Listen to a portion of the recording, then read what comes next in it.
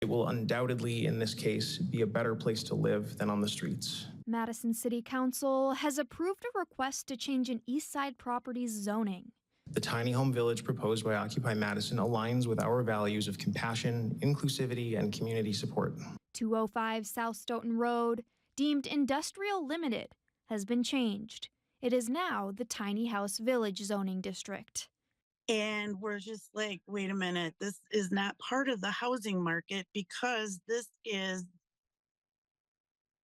an industrial building. While in support of the concept of a tiny home village, Eastside neighbor Cara Caravello is one of many neighbors with concerns about placing it in the high-traffic industrial block. The immediate neighbors of that site is Alliance Trailer Repair, Fabic, and both of them have industrial solvents and things like that. I happen to agree with some of the concerns raised about the drawbacks of this particular location for housing land uses. Also wary, District 3 Alder Derek Field says he is working with the city's traffic engineering agencies to ensure safety if the proposal does go forward.